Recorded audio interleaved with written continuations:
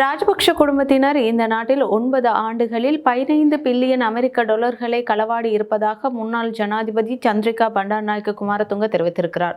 ஊடகம் ஒன்றிற்கு வழங்கிய நேர்காணலில் அவர் இந்த விடயத்தை சுட்டிக்காட்டியிருக்கிறார். இது தொடர்பில் மேலும் பல தகவல்களை அவர் அந்த நேர்காணலில் பகிர்ந்து கொண்டார். இதன் அடிப்படையில் அவர்கள் எடுத்த கணக்கெடுப்பின் அடிப்படையில் ஒரே குடும்பத்தை சேர்ந்த 4 சகோதரர்கள், 4 மகன்மார்கள் மற்றும் ஒரு மச்சான் இந்த நாட்டில் 2006ஆம் ஆண்டு முதல் 2014ஆம் ஆண்டு வரையான காலப்பகுதியில் பாரிய திட்டங்களில் கையூட்டல் பெற்றிருப்பதாக தெரிய வந்திருப்பதாக அவர் தெரிவித்திருக்கிறார்.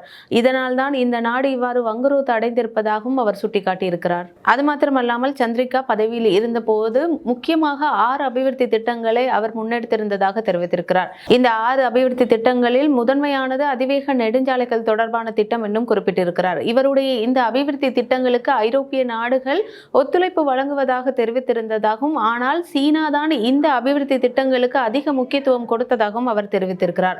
அந்த காலகட்டத்தில் 1% அடிப்படையிலேயே வெளிநாட்டு கடன்கள் பெறப்பட்டதாகவும் அவர் தெரிவித்திருக்கிறார். ஆனால் ராஜபக்சர்களின் காலத்தில் 6 தொடக்கம் 9% வரையில் இவ்வாறு வெளிநாட்டு கடன்கள் வாங்கப்பட்டிருப்பதாகவும், இவ்வாறு எந்த அரசு தலைவரும் செய்யவில்லை என்றும் அவர் சுட்டிக்காட்டியிருக்கிறார்.